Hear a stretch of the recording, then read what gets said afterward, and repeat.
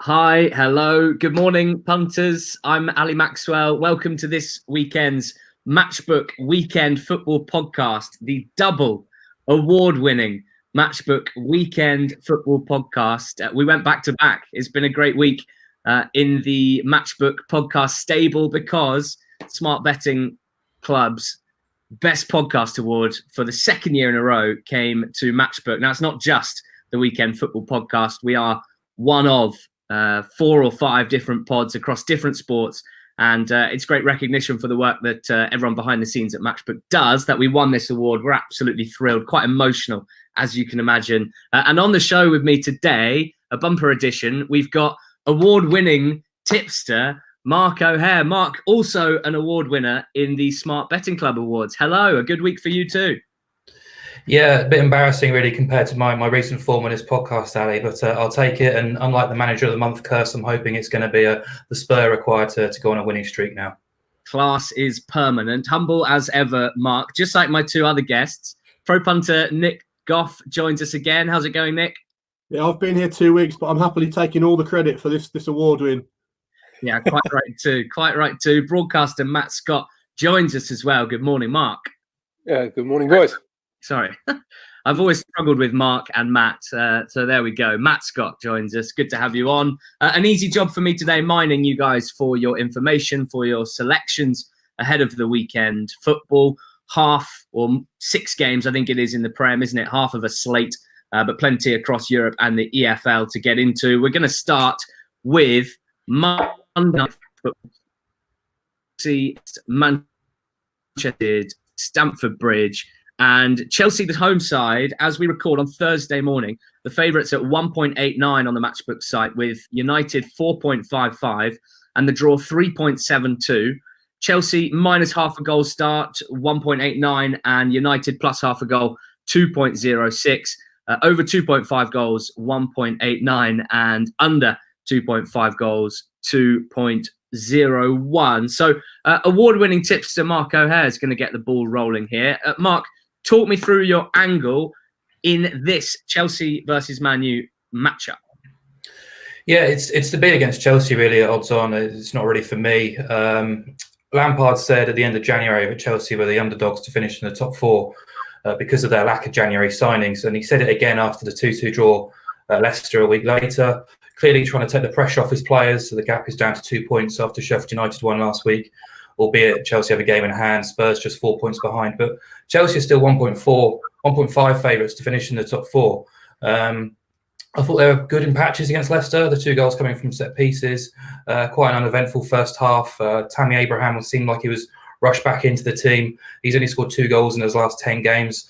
And that's been Chelsea's issue really in the last few months, is putting chances away, the conversion rates, but also throughout the campaign, been quite substandard performances defensively too. So when the 2 contribute together, you're not going to have a great output. And Chelsea's return have really dipped off since November's international break. 26 points from the first 12 games, 15 from their following 13 games, and just 4 wins in that sample as well. I'm quite intrigued to see what Lampard does with his team after dropping Kepa for that Leicester game. Willy Caballero had a decent game, so it wouldn't be beyond impression really to see him start again. But as I say, they're odds on for this match, and they've got a very strong record at home to United. But their record at home against the big teams hasn't been great. Their record at Stamford Bridge this season has been reasonably sketchy. And if you go back to the start of last season, and I know this straddles 2 coaches, when Chelsea have been 1.6 or bigger at Stamford Bridge, they've only won 3 of 9, which isn't obviously great when they're priced up as odds-on favourites for this match. So yeah, I think United odds against 2.05 or bigger is fair enough. No Rashford, which is obviously a massive blow, scorer of 14 of their 36 league goals. But Matic and McTominay are due back. Bruno Fernandes, I think, is an excellent signing. Had a lively debut there against Wolves. Could potentially fill that void for creativity and thrust from midfield.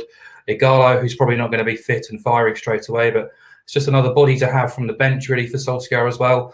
But yeah, this is more of a pick against Chelsea rather than anything pro-United. I don't really like United that much, really, and I'm probably being a little bit seduced by the performance away at City, as well as their performances in some of the big games. They've only lost twice in 12 against the top half. So if they can do that, then I think they're more than capable of picking up at least a point at Chelsea on Monday night. But yeah, it's more anti-Chelsea, I should say, rather than pro-United. Nick, where do you think the value is in this game? I think it's very hard because I think by definition, games between these sides in the top four battle include inconsistent sides. If they weren't inconsistent, they'd be where Leicester are right now. So you don't know what you're getting from either. It's very tough. I don't disagree at all with what Mark said. And I might end up taking Man United plus a half, but I think I prefer the under 2.5 here. And my rationale for that is that Man United on the road blow very hot and cold, but whichever Man United you get tends to lead towards the under. The second leg in the Man City game, they won 1-0 away, where they played pretty well. They got beat 2-0 at Liverpool, and it was 1-0 until the final kick. They never really looked like getting anything out of the game, but they stayed in the game. Drew 0-0 with Wolves away in the cup, and then again at home in the league recently, which was a monster under game. Really, very few chances created. Got beat 2-0 at Arsenal, well outplayed there. And then just before that, there were two more 2-0 games. They won 2-0 at Burnley very comfortably. And they lost 2-0 at Watford and really just didn't show up. So when United play well, it tends to go under. When they don't, it still tends to go under. The last time they had an away game that went over 2.5 was the 2-1 away win at Man City, where they obviously played excellently. Almost conned Man City into playing the game the way they wanted to play it, and Man City fell for it this year, which they wouldn't have done last year, you don't think. But even that finishing 2-1, I think the goal line was 3.25 that day. So that was still an under winner on the Asian goal line anyway. So I'm tempted by United plus a half for all of the things Mark said. If I had to choose a side, I'd be that side. And if there's any more money for Chelsea and it goes to 3/4 Chelsea, I'd 3/4 plus 3/4 Man United, I'd like to have that on side, because when you think you're getting a low scoring game, that 3/4 of a goal is proportionately worth more than it is normally. But I prefer the under 2.5 here to the plus at the moment, in a game where I can't really trust either side, but I'd rather be against the favourite for most of the reasons Mark said. And Matt, we're leaning towards Manchester United. We're leaning towards the unders here. Are you going to give us a shove and really go all in on one of those, or are you going to introduce something new? Well, I think this is a horrible, horrible game. I mean, it's going to be intriguing because no one can pick it from a viewing perspective. It's going to be great, but these are two teams in pretty much the same place. Chelsea's points return over the first 12 games was 2.17 a game. And if you annualise that, that's 82 points, which is enough to win the title in 2 of the past 10 years, 2016 and 2011. If you look at the 13 games since then, the second half of this season as we've had it so far, their tally's been 1.15 a game in terms of points. So that's 43.8 points over the course of a full season. So not far off relegation form. They'd be 15th if that had been what they'd got from the start of the season right now. So they are, frankly, in an absolute mess. But the thing is, they're not playing that badly. Their expected goal difference generally is plus 19, not plus 9, as the table has it. Lampard's obviously taken a few steps to improve things. He's taken out Kepa Arrizabalaga, who has been, well, about as bad as my pronunciation of his name. His other problem is also at the other end of the pitch. First 12 games, Tammy Abraham had 38 shots, 20 on target and scored 10. Which was a fantastic chance conversion rate of 26.3%. Pulisic had 19 shots, 12 on target, 5 goals, 26.3 again. Mason Mount, he'd thrown in another 4 goals as well to that lot. But since then, in this second half of the season, as we've had it so far, Mount's added 1 goal from 26 shots. Pulisic's had 21 shots and not scored a single time. And it's taken 34 shots for Abraham to get his 3 goals. So finishing has been an absolute disaster. In terms of the supply line, that's been a problem as well. Jorginho was setting up a shooting chance every single game in the first 12. Now he's creating less than one every other. N'Golo Kante was 17 shots generated for others in the first 12 games. Now he's got 7 in 13. So again, down to 1 every 2 games. So that supply line, which had been really productive, has fallen apart. They were playing 25, 2 through balls a game on average and more in the first 12 games, but that's down 30% as well, because teams have got wise to how Chelsea are trying to play through the middle, and Abraham running onto the ball is as strong as Lukaku. He is a very, very good runner onto the ball, gets defenders out the way because he's so strong. What that's done is forced Chelsea to go out wide. They're slinging in loads of crosses, 49% more crosses now. But although he's a big lad, as I've said, Tammy Abraham isn't a target man. He's only got 3 headed goals this season, and he's going to have one of the best headers of the ball in the league against him in Harry Maguire. He's going to be an absolute limpet against him. So he's one of the top 3 headers of the ball among the centre-halves in the Premier League, Maguire. So although he doesn't have a lot of people who admire him at the moment, I think he's got... You're going to dissuade me from leaning towards Manchester United here. Well, again, I don't think that United are going to be that good at getting the ball in the net. Although their finishing is better, without Rashford, they've got problems. You know, Rashford is out with that stress fracture for 6-10 weeks, probably at least. I mean, the story's exactly the same for United. Their expected goal difference is 10 better than their actual goal difference. Over the last 8 games, they're averaging 1.2 points a game as well. They've only scored 4 goals in their last 5 fixtures. All of them came against Norwich in a 4-0 win. So they're not finding the net. So, you know, I mean, De Gea is as bad as Kepa or dare I say it, Willy Caballero as well, who's not that good either. So, you know, the trick is to try and get in front of goal. Don't think either of them are going to do it. I'm absolutely with Nick. I think the unders are really attractive on even money. I would also take a little look at the draw if you were forcing me to put some money down, because that's better than 5-2. It's 3.74. But I would definitely scale back on the stake on that. I would probably, you know, at least halve your stake and see if you can get even money on that in terms of what your normal stake would be, and also, you know, even money on the unders as well. I'd be very cautious on this though, because I don't think either of these teams are in a place to get 3 points. Yeah, absolutely, fair enough. A tough fixture to call, I think, in general there. What about Norwich and Liverpool, guys? I'm going to come to you first, Nick Goff. Once I've talked you through the prices here, Norwich, the home side, at 12.0, 11-1 as we record on the Matchbook site Thursday morning. Prices are subject to change, of course, before kickoff. Liverpool 1.29, 1.3, and the draw 6.4.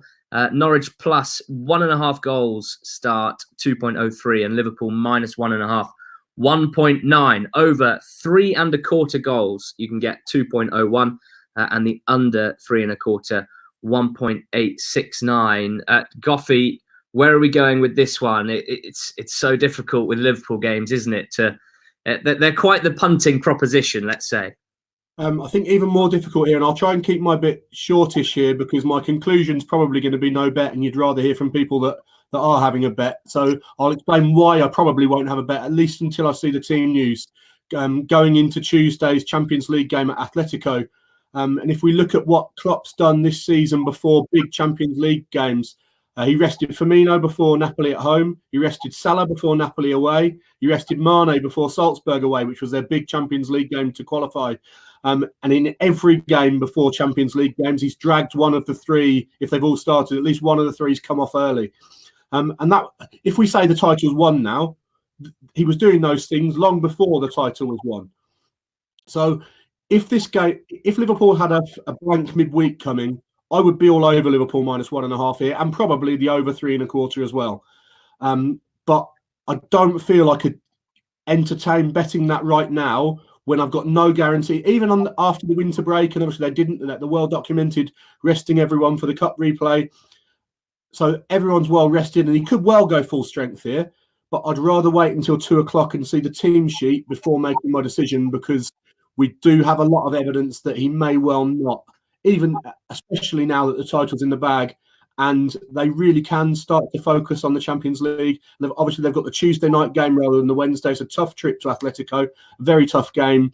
From Norwich's perspective here, it's a tough spot for them because 1 point really now is no good to them.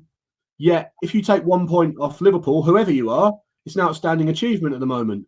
So how should Norwich play this? I think generally Norwich have been quite an over team at home this season. They look to win games, and they've actually been quite good in a lot of games recently. I don't think they've performed like a team who should be tailed off in the Premier League. But that's how the Premier League can work. Sometimes you don't get the rubs of the green, and you're not ruthless. You end up tailed off when you're probably the same standard as teams around you. I thought they were the better side away to Newcastle 2 weeks ago.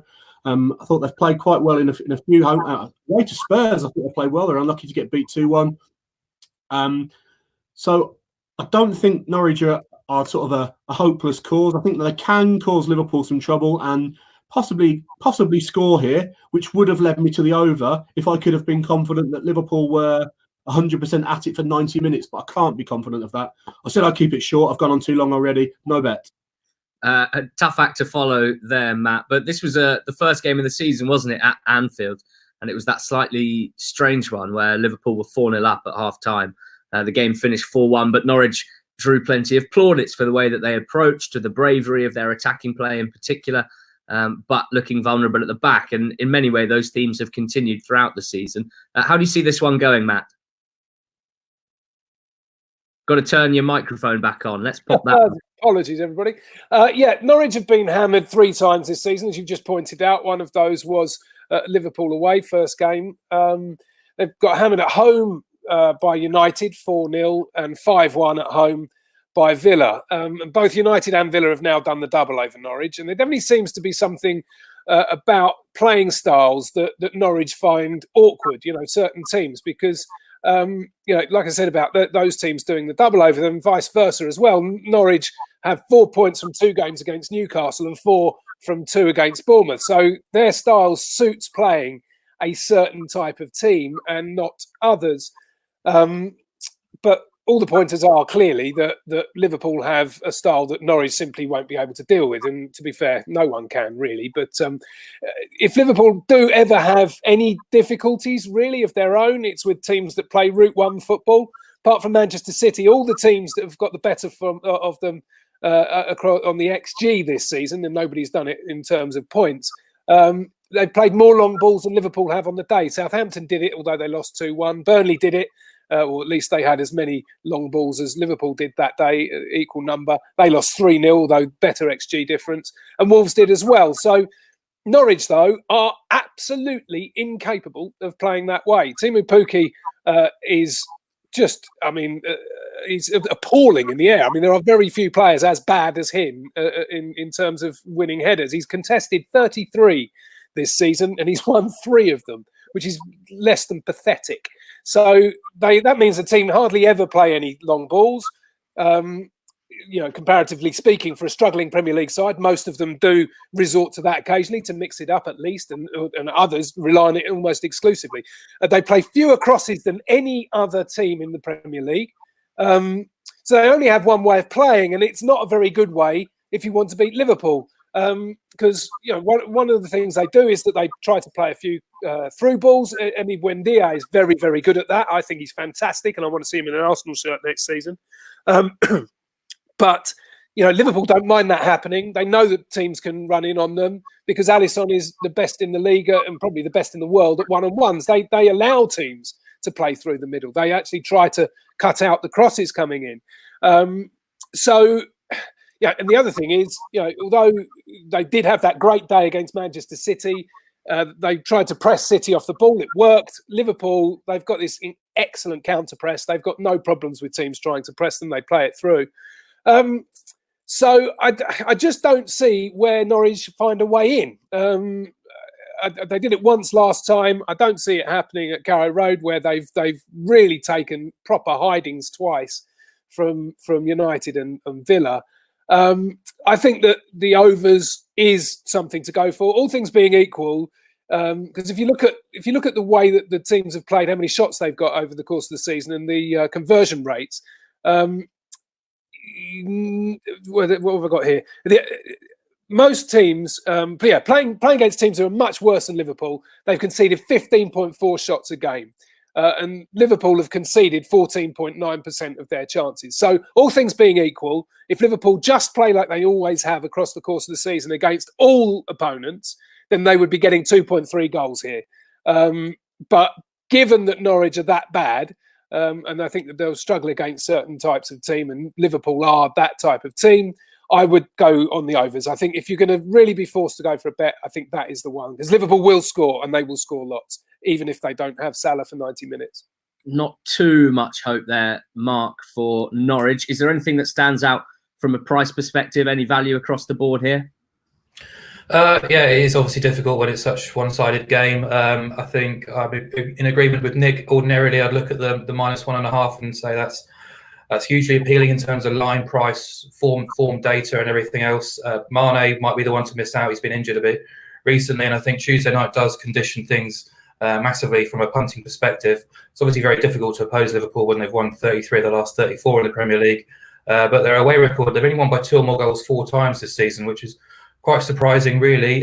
Norwich don't always get smashed up at Carrow Road either, as the guys have already sort of talked about. So I kind of looked at a market which isn't yet available at Matchbook. It will be by the weekend.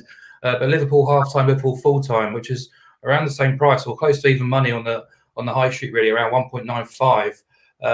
If games ended at half-time, Liverpool would still be 15 points clear. They've led at half-time in 19 of their 25 games by an aggregate of 31-6. They'll obviously be well rested.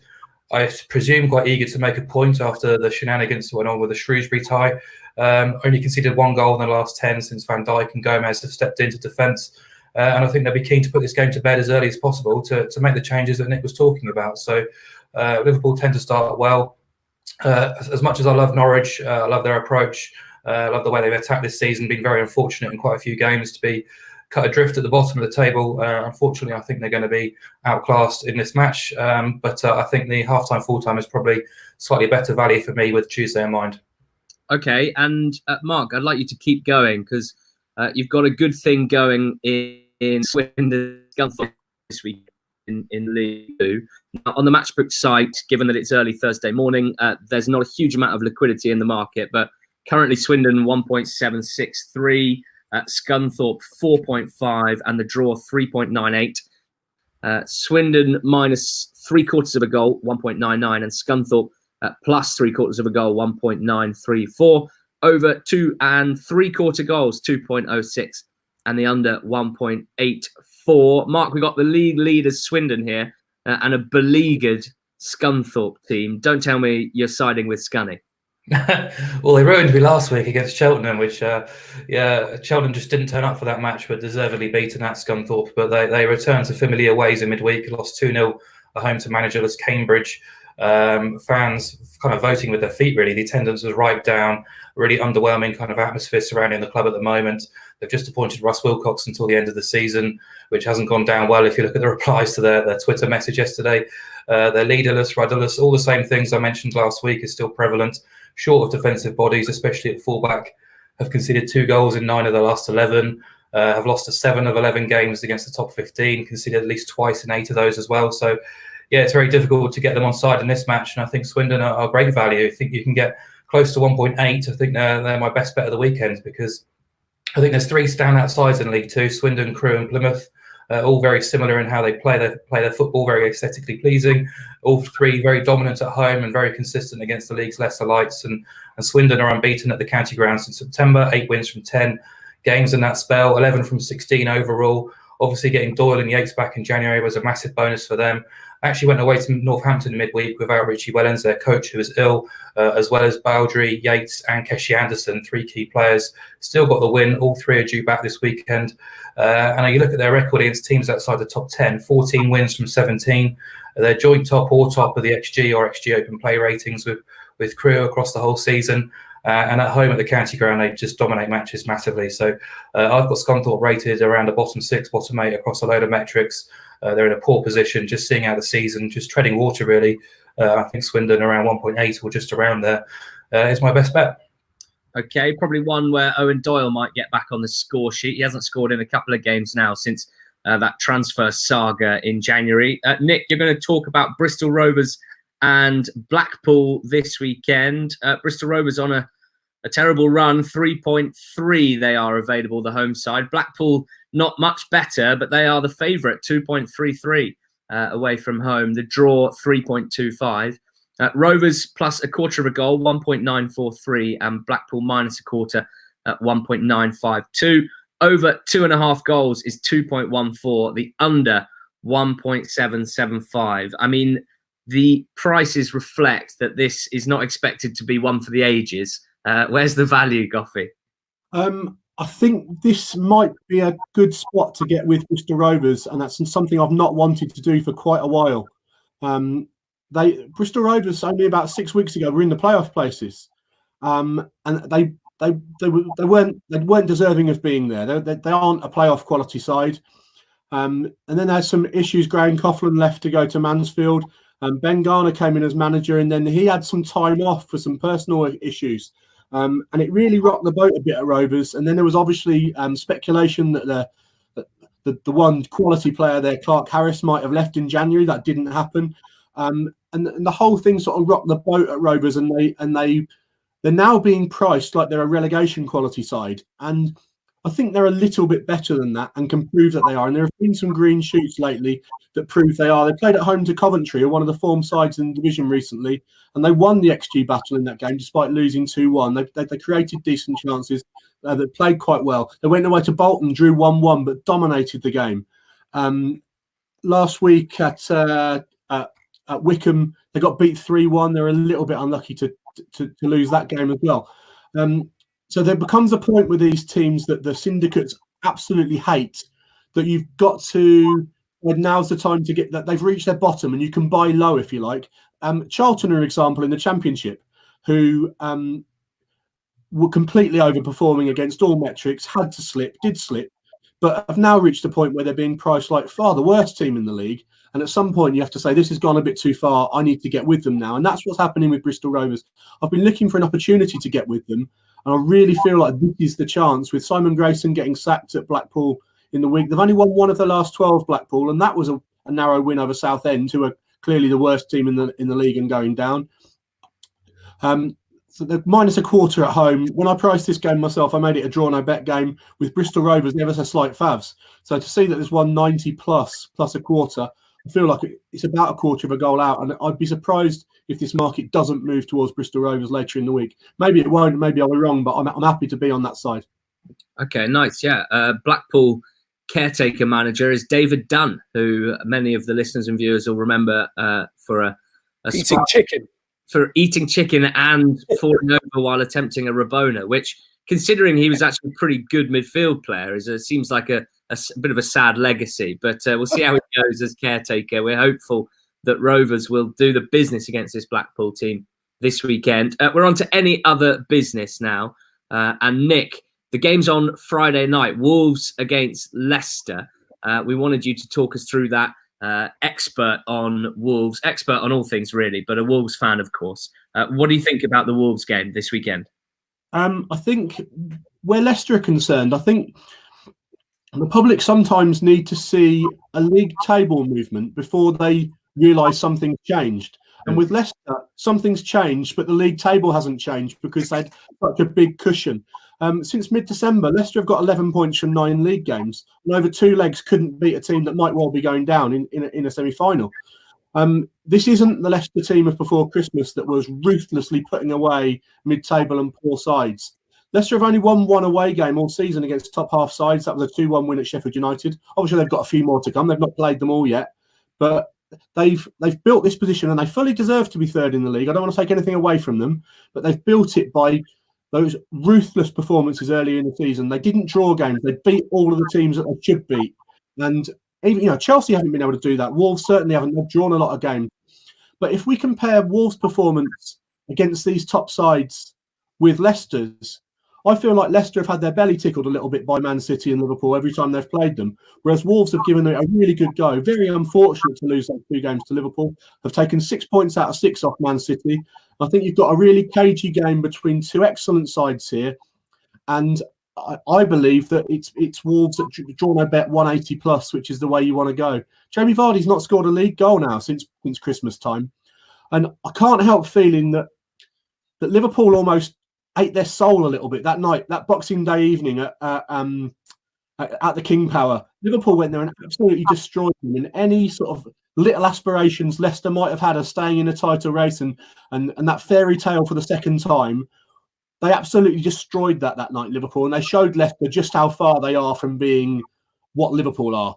And we all knew that, really. But that was the night I think that Leicester knew, well, blimey, we're not quite as good as people were making us out to be. I don't want to take anything else away from them. They will finish in the top four, and they deserve to finish in the top four because they've been excellent early in the season. They haven't been excellent lately, and I don't think the market is quite, and the public and the media, I don't think anyone's quite on top of the fact yet that Leicester are on the decline, and Wolves is probably, John, I bet, probably okay here. It's just you ploughing this quite specific lone furrow. Oh, it's not. It's not. Can I add my voice to it as well, please? The return fixture to this was King Power on the opening day, and it was one of the dullest games of the season. Provably, actually, it was one of the top four dullest games of the season in terms of expected goals. They had the lowest XG tally of any Premier League game, apart from Bournemouth, Burnley, Bournemouth, Norwich, and Bournemouth Palace. Which is quite something to have such a dull game without Bournemouth involved. But I wouldn't be at all surprised if it does so again, because the market is looking at that as well, 1.877. But the reason why, and Nick's absolutely nailed it, the reason why they are so different now is because they've lost an awful lot of their defensive solidity. When Wilfred Ndidi is out, that man is an absolute machine. There is nobody in the Premier League who is as capable of winning the ball back as he is. And when you've got somebody that can do what he can in nicking it back, you create transitions out of nothing. Teams are when you're a counter-attacking team like Leicester are, you've got the pace of Vardy, the pace of Perez, the pace of well, name any of them, Damari Gray. I mean, they're just really quick up front. Harvey Barnes. You know, when you've got a player who is able to nick the ball back when the opposition is out of defensive shape, they're set up to attack. That's when you in 2-3 passes, you're in the back of the net. And that, taking him out, I mean, Chowdhury is okay. Hamza Chowdhury is okay, but he's 30% down on Ndidi in terms of his blocks, tackles, and interceptions. So, you know, Ndidi is absolutely another one who I want to see in an Arsenal shirt, but absolutely incredible. So take him out, and so much of the rest of their game falls apart. I think Wolves absolutely on Wolves plus half a goal. I mean, you're getting 60% return on investment if that comes in, and I'd say that's pretty reasonable. I can't back Leicester in spite of the league position at all. Nick, you've absolutely nailed it. Yes, indeedy. Mark O'Hare, you've got so many European fancies this weekend. It really is a bumper. Talk us through them, please. I'm going to get my pen ready for this one. One after the other? Yeah, go on. All right, I'll be very quick. Starting in Germany, Bundesliga, Leipzig take on Bremen. Leipzig in the second half, Bayern Munich last week were really excellent, really spurned a few opportunities, could easily have won that game. A massive confidence boost really for them because they started 2020 a little bit unsure of themselves, shall we say. Haven't always put 90 minutes together, really. But this weekend is a bit of an open goal, really, for them. They're playing Werder Bremen at home. It's quite sad to see Bremen struggling as bad as they are, really. They've dropped down into the bottom two, the automatic relegation places. Their head coach, Florian Kaufeld, is very highly rated, but he's really struggling to under the pressure and basically to try and adapt his team to this relegation battle. They're still trying to play front foot football, which they enjoyed great success with last year. Shipping goals left, right and centre. Lost 9 of the last 11 now. And last weekend's game where they lost 2-0 at home to Union was described as the worst performance at home in 20 years. So they're really in a bad place at the moment, got heaps of injuries in defensive areas as well. And they're coming up against a Leipzig team who are just electric in the final third, really, generating almost 1.5 expected goals from open play per game, which is really, really impressive. They've won all 9 of their games against teams outside the top 11, winning by more than 2 goals. Sorry, winning by at least 2 goals in all 9 of those and scoring at least 3 goals in all 9 of them as well. So they're 1.75 to cover the 1.5 handicap, which I think they should. Also in Germany, it's very stats heavy, but Augsburg v Freiburg to go over 2.5 goals, around the same price. The Bundesliga is averaging 3.25 goals per game this year, 68% of games featuring over 2.5 goals. And these 2 teams are 2 of the best candidates, really, for goals. So I'm surprised that this line has been set as low as it is, really. Augsburg have gone overs in 9 of 10 at home, 3.8 goals per game on average. Freiburg over 2.5 and 7 of 11 away, 3.27 goals per game on average. It's also backed up by all the underlying data in terms of shots, XG open play, both returning really high figures, just below the sort of big 3 of Dortmund, Bayern, and Leipzig, and they've combined to keep just 3 clean sheets in 21 home and away games. Plus, all the 3 major strikers from both teams are available in terms of Finn Bogerson, Val Schmidt, and Peterson too. And finally, just in Italy, I like the goals of Bologna against Genoa. Bologna won 3-2 away at Roma last Friday night. Fantastic performance, really thrilling attacking display. Their head coach, Sinisa Mihailovic, was diagnosed with leukemia last July, spent all pre-season and most of the first half of the year in hospital undergoing chemotherapy. He was out for a while, but he went back in for a few weeks for some more treatment, and he only returned to the bench last week after being released from hospital on the day of the game. The players and the coaches are saying he's a huge inspiration, has really encouraged them to play their daring attacking approach to matches, and it's really paying dividends. They've won 3 on the spin now. Their January signing, Musa Barrow, was outstanding at Roma. Orsolini, their leading goal scorer, is attracting interest from some of Europe's bigger clubs as well. So they're actually a decent value bet to go and beat Genoa this weekend. But I think goals are the better play. Over 2.5 has landed, and 70% of mileage is 40 games in charge. At home, it's around 70% as well. 75% of games going both teams to score. They just score plenty of goals, really. Genoa fighting for their lives. Got a lucky win last weekend against Cagliari. They are showing a bit more adventure under their current coach, and their away games as well. Often plenty of goals in, and 9 of the last 12 gone over 2.5, and 12 of 16 when travelling to the top half as well. So goals, I think overs are around 1.83, 1.85 in that match. So expect Bologna to win and plenty of goals. What a treat. What a treat. Thank you, Mark. Just to finish off this week's Matchbook Weekend Football Podcast, the award-winning Matchbook Weekend Football Podcast, I'm going to ask for your best bets, 1 each, and we'll start with Matt Scott. Of everything we've discussed today or anything else you've seen, what's the best punt? Well, I'm going to stick with what it was last week. I gave you 11-1 Crystal Palace to go down. They got beaten 3-1 by Everton. The only time Everton, only the 3rd time this season Everton have won by 2 clear goals was against Palace. Palace are really bad. Frankly, in open play, they are the worst team in the Premier League.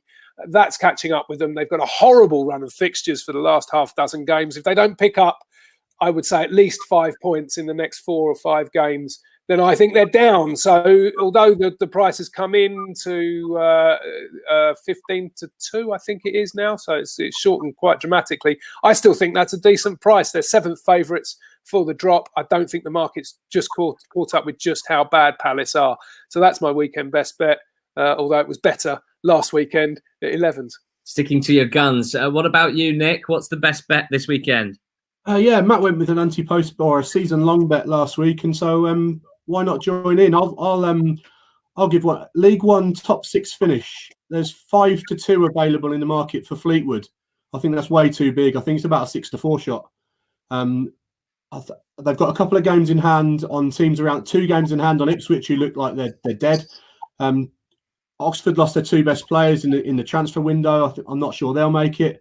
Wickham look like they're falling out of the top 6 battle to me, and someone will catch them.